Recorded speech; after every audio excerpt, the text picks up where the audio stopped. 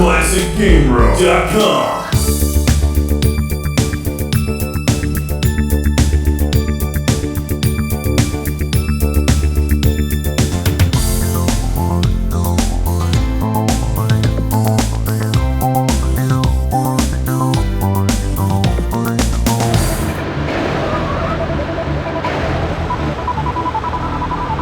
Welcome to Classic Game Room, breaking out another driving game on the N64. This is Ridge Racer 64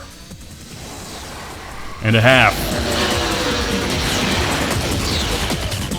There's two types of people in the world. People who love Ridge Racer and people who think it's the most overrated racing game series in history.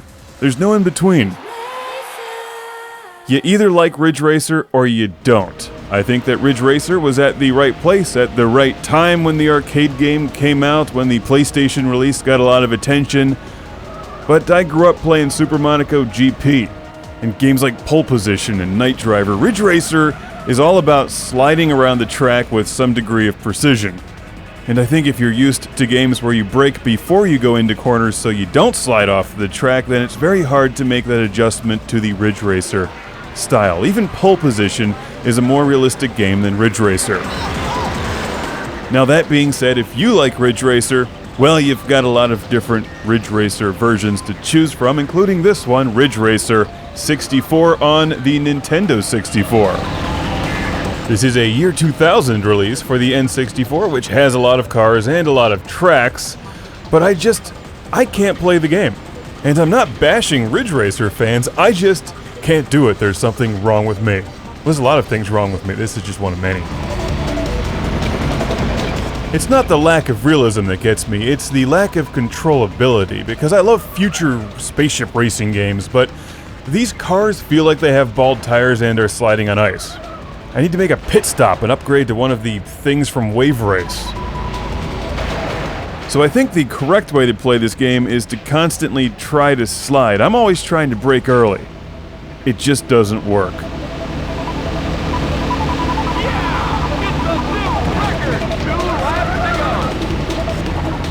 I do like the overexcited, super cheesy announcer, and of course, we have the Ridge Racer Carb Bunny, or whoever this girl is.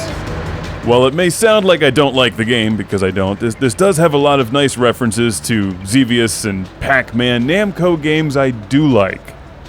So with any luck, the Pac-Man car will be more controllable, right? No. We do have some helicopters just flying around the track in a Ridge Racer game? That's crazy. 2, 1, go!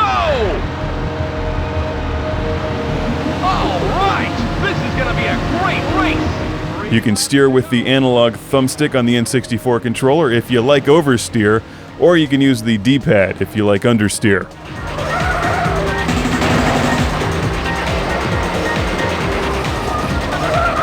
Ridge Racer 64 was sent to the show by our friend Mark in Bremen, Germany, in a huge box of N64 racing games.